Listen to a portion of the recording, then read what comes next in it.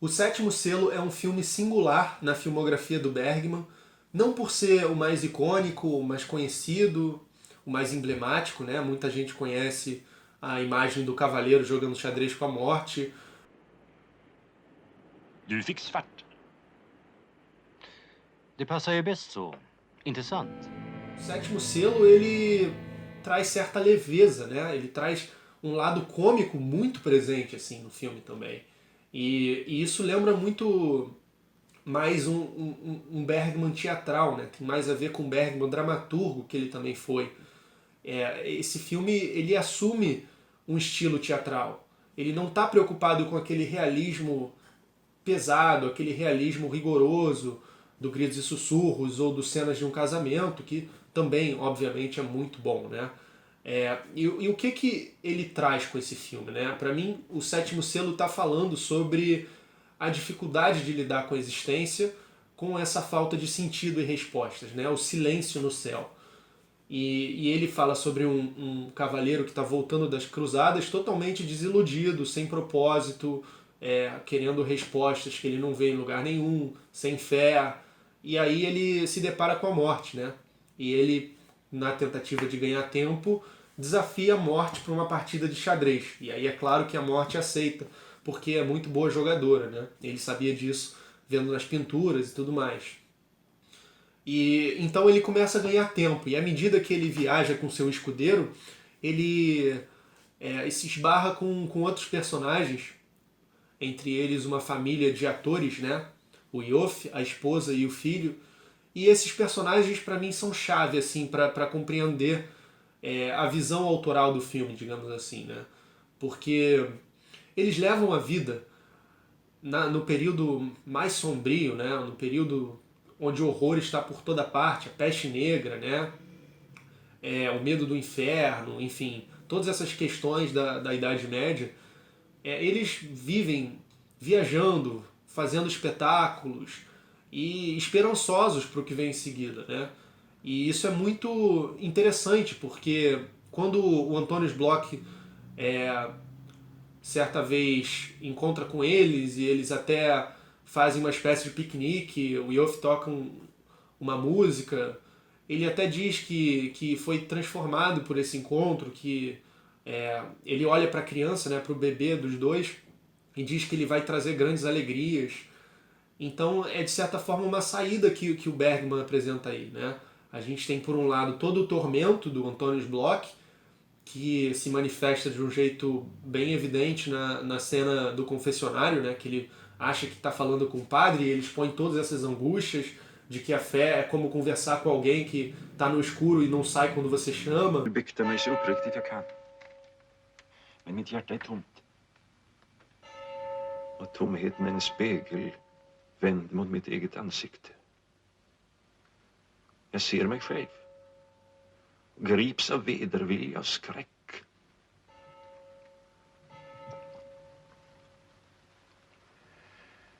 Genom min likgiltighet för människorna har jag ställts utanför deras gemenskap. Numera lever jag i en spökvärld, innesluten i mina drömmar och fantasier. Och trots det vill du inte dö? Jo, jag vill. Vad väntar du på? Jag vill ha vetskap. Du vill ha garanti? Kalla det vad du vill.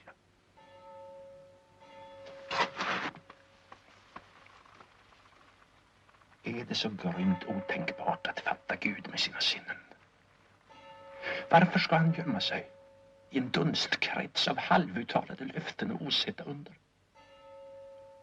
Hur ska vi kunna tro på de troende när vi inte tror själva? Vad blir det av oss som vill tro men inte kan? Och vad blir det av dem som varken vill eller kan tro? Varför kan jag inte döda Gud inom mig? Varför lever han vidare inom mig på ett smärtsamt och förödmjukande sätt, trots att jag förbannar honom och vill vräka ut honom ur mitt hjärta? Varför är han trots allt en jäckande verklighet som jag inte kan bli kvitt? Hör du mig? Jag hör dig. Ele revela a sua estratégia para vencer a morte no xadrez, só que aí é a própria morte, né, que está ouvindo, não é o padre. Então o filme ele está sempre falando de como não é possível enganar a morte, né? à medida que o Antonius Bloch se aproxima dessa família, ele percebe que eles estão, de certa forma, fadados a ter o mesmo destino que ele, né? Porque a morte até diz, no nosso próximo encontro eu vou vencer o jogo e todos os seus amigos e você vão encontrar o seu fim. E aí, o que ele faz no próximo encontro é o seguinte, ele derruba as peças como se para tentar ganhar tempo para essa família de atores fugirem. E o Yoff percebe que ele está jogando com a morte, ele se dá conta do que está acontecendo. E aí ele decide fugir também na carroça deles e tal, que eles viajam. E aí a morte acha que quando o Antonius faz isso, ele está tentando ganhar tempo para si mesmo. Só que ele está tentando ganhar tempo, na verdade, para a família de atores, para eles conseguirem fugir e viverem. Então é o altruísmo do cavaleiro, né? Ele não tinha interesse de viver, ele queria as respostas que ele queria, mas ele não ligava, ele não tinha muito pelo que viver. Mas ele viu que essa família tinha, né? Essa criança vai trazer grandes esperanças, né? E aí ele engana a morte, porque a morte acha que ele está fazendo isso para ganhar mais tempo para ele mesmo. Aí a morte diz, eu lembro das posições. Isso estava aqui, isso estava aqui. E aí ele diz, na próxima rodada vai ser o checkmate e tal. E aí... Só que ele não sabe que ele enganou a morte, né? A morte é enganada sim, então. E aí na próxima cena, final e tal, quando o cavaleiro reencontra sua esposa e junto com as outras pessoas que estavam com ele, o escudeiro, a governanta do escudeiro, o ferreiro, a esposa do ferreiro, a morte bate na porta e leva eles para a dança, né? Para a dança da morte, que é uma alegoria importante do período. E aí o Yoff, distante com a sua família, diz, né? Tem essa certa visão. Eu tô vendo eles, todos eles, o cavaleiro, o ferreiro, o escudeiro do cavaleiro, a governanta dele, enfim.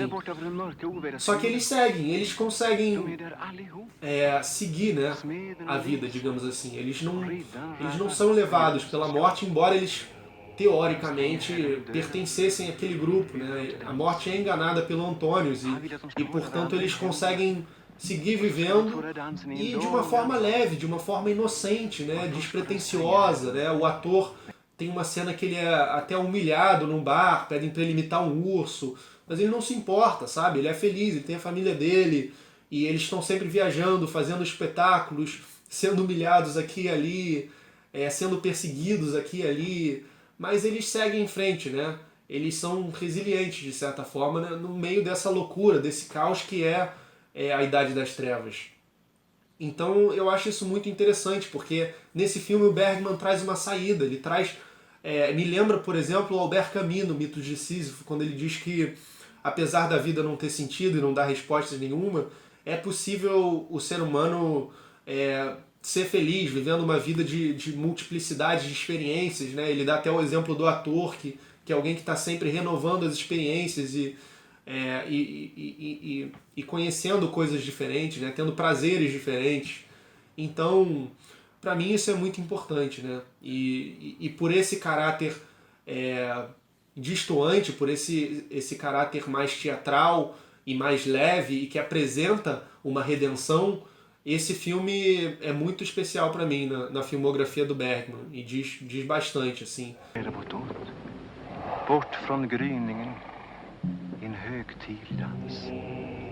Bort mot de mörka landen medan regnet sköljer över deras ansikten. Tvättar deras kinder från tårarnas salt.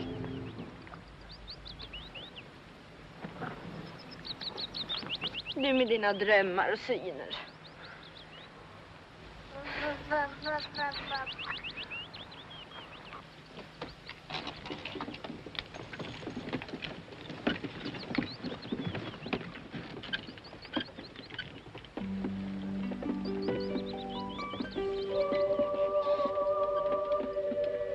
Com todas essas questões que ele está tematizando do sofrimento, ele até traz o Apocalipse, né? Eles leem o Apocalipse no final, ele traz o Apocalipse no começo e no final, na verdade. E todas essas alegorias visuais que o filme lida, é um filme também altamente simbólico, mas ele é leve, ele tem humor, ele de certa forma parece estar dizendo que apesar dessa dificuldade inerente ao ser humano de se reconciliar com o mundo, né, e de viver feliz no mundo e de atribuir sentido à sua existência, a vida não precisa ser levada como um peso. Ela pode ser levada como uma leveza, assim. Ela pode ser levada ser vista com inocência, né? E a família dos atores, o Yof, a esposa e o filho dele, nada melhor para tematizar a inocência do que um bebê, né? Que em meio a todo esse caos da Idade Média não está entendendo nada e está constantemente rindo e se divertindo e trazendo alegria para a família. Em meio a tudo isso, essa família torna a vida inocente, né?